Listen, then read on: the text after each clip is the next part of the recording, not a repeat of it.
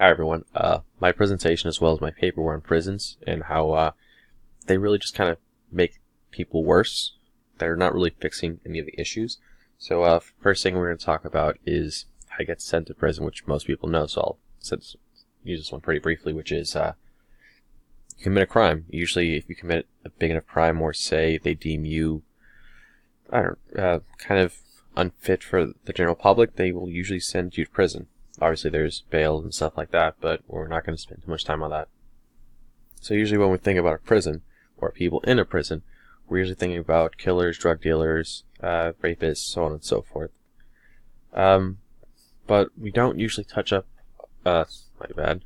We don't usually talk about the people that are usually committing crimes for, say, reasons that aren't usually for themselves. So when we think serial killers, we just think like these mad people that are just killing because they like it. But we don't usually talk about, say, the people who are either criminals or steal for to provide the monetary money for food, shelter for their families, and things like that. But that's just a little thing to keep in the back of our head for now. So, my main thing I would say is, or ask is it bad? And I would obviously say yes, because we're usually setting these prisons up for that, or the people that go into these prisons in a way that they aren't really being fixed, but once you go in there, things are very different from the outside world. So prison obviously is a punishment, but this punishment kind of just breaks you. So let's just, for now, just talk about how is it bad on the inside. So right off the bat, we're talking about people being stuffed in living quarters that at time are designed for 2 people, but may sometimes hold up to 4 people. There's even areas where they used for recreation, but they have kind of been stripped down and kind of made into dormitories just because there's not enough room. Like, prisons are becoming overcrowded. And in becoming overcrowded, there also arises an issue, which is it's kind of a breeding ground for diseases, and that people are in such close proximity, and prisons aren't generally the cleanest place. You wouldn't really think a prison would be that clean. So now we have people stuck in this tight area, possibly sick, and then diseases are spreading that way.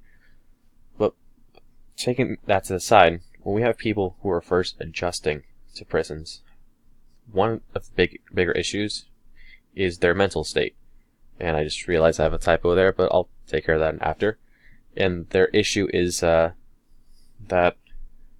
they usually develop some emotional disorder, or even in some extreme cases, they'll attempt suicide. Because we might have seen prison in all types of media, movies, TV shows, or in the paper, but we've never actually been in there. Once you're actually put in that situation, it is night and day. So another thing is, you might be a person convicted for a minor crime, but that isn't saying that you're going to be around people who committed the same crime. In fact, you might be around people like the serial killers that I mentioned before. So some people would usually join certain groups or gangs to protect themselves, because if we're honest, we're in a place where there's definitely dudes in there or women who have killed multiple people, and your safety might be an issue. So, next thing is, okay, let's say you do your 2 years or whatever, how long, you're free. Now what? So, being in a place like that night and day, it's not like a job where you kind of have those hours in between to rest and kind of forget about it. These people are confined in there night and day. They can't just like open up the cell door and then take a stroll and then come back. I mean, they have a lot of time that they can move around, but for the main portion, they are stuck in this spot, and they've been forced to think like this is their way of living for a year or how long. But the inside the walls, it doesn't really change that much, but the outside world can change a lot in a year or 2 years. So the person might not be really used to how the world has changed. Besides that, there's a lot of kind of restrictions that get placed on you as soon as you are convicted. One of the main things is that finding a job can be almost nearly impossible. Most jobs will just turn you away as soon as they know you've been convicted. Another thing is that even if you were to try to start your own business, flat out, you could be refused certain licenses. In the state of Ohio, for example, like as soon as you're convicted, you cannot get a barber's license, which we wouldn't really think of like a license that we would have to stop people from getting, but that is one of their licenses. even another thing is, if you are a convict, an ex-convict, and you manage to get a job, up to even like 100% of your paycheck can be used for fees like court fees, overdue child support. Because once you get put in that system, your fees are kind of just piling up like money you owe. So you might be working 12 hours a day, not getting paid anything for it, because it's all going to those fees. But another issue is that, okay, what about food stamps? Gonna get those at least? Well, no, you can't. As soon as you're convicted, you can't. You're not allowed to get food stamps, and you're not even allowed to get certain housing. So things can be pretty hard. If you're a person with almost no family, there's really no hope, it can seem like. So one thing that this brings us to is recidivism, which is individuals who have been arrested and convicted and incarcerated and placed on a form of community supervision will then continue to engage in legal behaviors that result in a new prison arrest, period, incarceration, or jail, or in prison. What this means is basically you've gotten out of jail, but you somehow end up committing crimes or things that will get you back into jail or prison. And this would seem weird that you're a person that just kind of left. Why would you ever want to consider going back to jail? At times, it kind of seems like for most people, crime might be the only option. So for them, they might have escaped, they might have done crime, gone through that terrible 1-2 years, however long the period was, and the only hope might either be to commit those crimes again and not get caught, or just go back into the system that they understand and that they've been molded by. So, just to give you guys a couple statistics, in 2015, over like 11 million people were in prison. Just to give you another idea, from 2000 to 2015, there was a 2 million difference from 8.7 million to around 11 million, give or take. The reason I say give or take is because certain statistics say a little bit more, a little bit less, but I picked like the lowest number and just set that as that.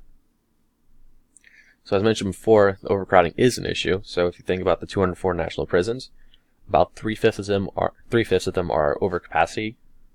So that's how bad the overcrowding issue is. That, let's say 3/5, that's what, 60%. All prisons are completely overcrowded, and an estimated of around 766,000 inmates are incarcerated daily.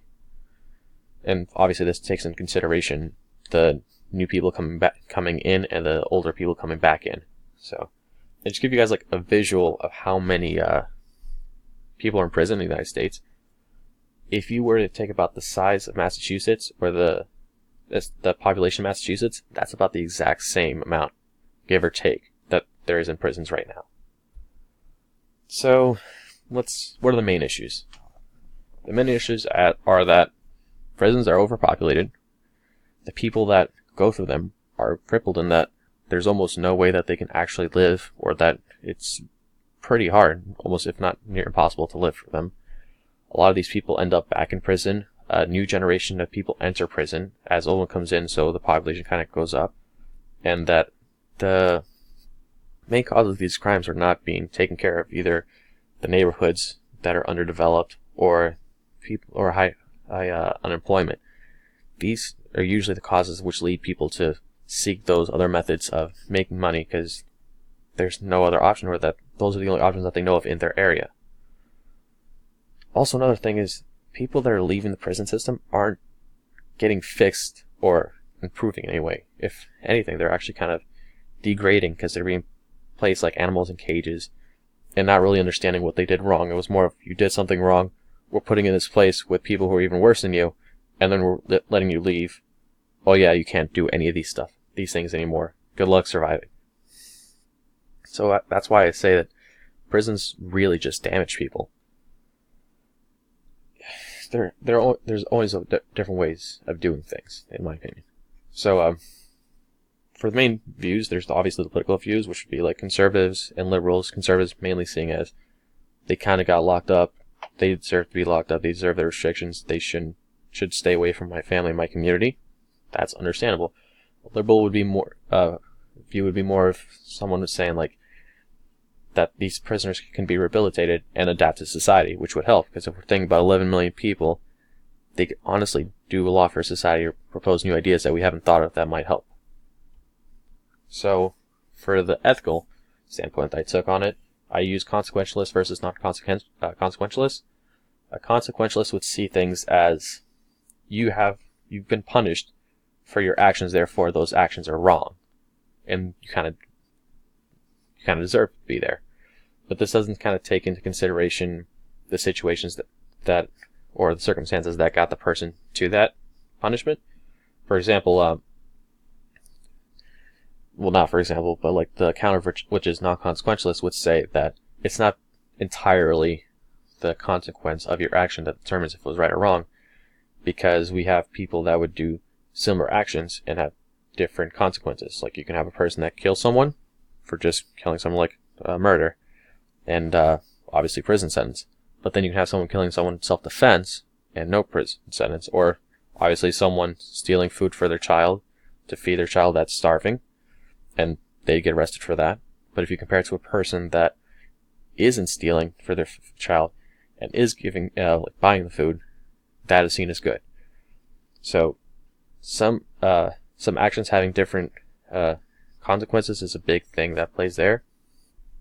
But for me, I would say I'm not on the consequentialist side, mostly because I know that sometimes we are not completely in control of what is happening, and we are led down a path that we cannot possibly steer off of. And that will lead to certain consequences that honestly can't be avoided. So my thoughts were that we have issues, obviously, with the system that we need to fix. The main issues are the prisoners are kind of just going in, out, in, out, in, out, and they're not being fixed. So we have to fix the prisoners, and we have to fix the communities. By fixing the prisoners, we fix the issue of kind of getting them back in, and that if they get jobs, they can kind of help those communities. And also another thing would be helping those communities out, bringing jobs, lower an unemployment rate, more education, so that it would foster businesses and foster more opportunities in those communities, so that it would stop the people initially going into the prisons. So we stop the new generation from coming in and the old generation from coming back in. But my idea that I thought of pretty much towards the end, of which I wish I used on my paper for an example of what I would compare a prison to, would be if you have like a kid who has a toy box, and they break their toys, they toss it in the box, get new ones, toss it in the box, and this kind of constantly happens, going on and on and on. It piles up, toys fall out, pick the toys, it's still broken, toss it back up. And the issue here is that it's not really solving the issue being the kid who doesn't know how to properly play with their toys and just keeps breaking them. So this, obviously, the prisoners would be the toys being broken, tossed up, coming out, still broken, and being tossed back up again. So my issue is we need to fix the system by rehabilitating the people, because I remember around the same time that we did see this topic in class, I saw a video of, where prisoners were being given VR to readjust to the outside world. One thing that they were like completely astonished by was the self-checkout that's pretty common for us today. So we need to do a better job of rehabilitating them and giving them actual chances, because if you come out and any chance you try to take, people say no, there is no reason why you'd want to even give it a shot outside or try the usual jobs. So we have to fix that, give them better chances, and not to mention, and I can't emphasize this much, help the communities that are underdeveloped and that are hurt by all this. Because we keep getting these communities that are filled with crime, and then we look at them and say, why are these communities that are filled with crime that we aren't helping or caring about so bad and getting worse? We need to invest in these communities so that they can come up, people can grow, and people can invest in new opportunities. Because if things stay the same way, we're just going to get more overcrowding, more prisons, and then who knows, maybe it'll be like the state of Connecticut or the state of New York, or so, because this is only going to grow unless we take care of the problem. So that's my opinion on all this, as well as my presentation. Give me your input on this. I'll give you some sources if you guys request any of them, but I'm interested in hearing what you guys have to say about it. So thank you for listening.